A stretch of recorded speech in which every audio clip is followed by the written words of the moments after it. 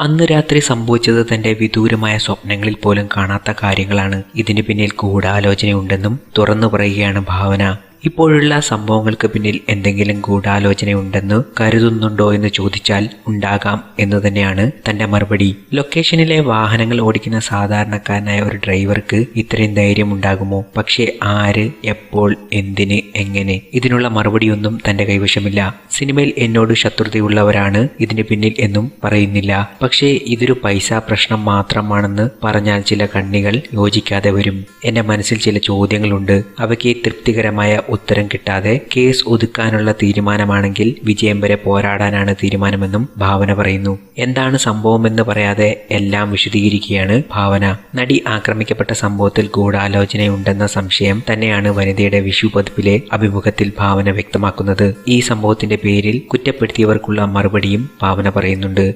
തെറ്റ് കണ്ടാൽ താൻ ഉറക്കെ പറയും. അതായിരുന്നു താൻ ആക്രമിക്കപ്പെടാനുള്ള കാരണം. ചെയ്യാത്ത കുറ്റത്തിന് ശിക്ഷ വിധിച്ചാൽ പ്രതിഷേധിക്കുന്നത് തന്റെ കുട്ടിക്കാലം മുതലുള്ള സ്വഭാവമാണ്. താൻ അങ്ങനെ ചെയ്തിട്ടില്ല എന്ന് അച്ഛനോടും അമ്മയോടും വരെ പറയും. തെറ്റ് ചെയ്തു എന്ന് ബോധ്യമുണ്ടായാൽ എല്ലാ ശിക്ഷയും ഏറ്റുവാങ്ങാനും തയ്യാറായിരുന്നു. ഇപ്പോഴും ഇതുതന്നെയാണ് തന്റെ മനോഭാവമെന്നും ഭാവന പറയുന്നു. വിവാഹം കഴിഞ്ഞ് അഭിനയിക്കുമോ എന്ന ചോദ്യത്തിന് വ്യക്തമായ ഉത്തരമുണ്ട് ഭാവനയ്ക്ക്. അഭിനയിക്കേണ്ട എന്ന തീരുമാനമൊന്നും തങ്ങൾ ഇതുവരെയും എടുത്തിട്ടില്ല. നല്ല കഥാപാത്രങ്ങൾ കിട്ടുകയാണെങ്കിൽ വിവാഹശേഷവും അഭിനയിക്കും. കാരണം താൻ എന്തെങ്കിലും ആയിട്ടുണ്ടെങ്കിൽ അതിന് കാരണം സിനിമയാണ്. താൻ സിനിമയിൽ അഭിനയിക്കരുതെന്ന് ആരൊക്കെയോ ആഗ്രഹിക്കുന്നത് പോലെ തോന്നാറുണ്ട്. അവരുടെ ആഗ്രഹം പോലെ സിനിമ എന്തായാലും ഉപേക്ഷിക്കില്ലെന്നാണ് ഭാവന പറയുന്നത്. അഭിനയ ജീവിതത്തിന്റെ തുടക്കം മുതലുള്ള വേട്ടയാടലുകളെ കുറിച്ചും ഭാവന വനിതാ വായനക്കാർക്ക് മുന്നിൽ തുറന്നു പറയുന്നുണ്ട്.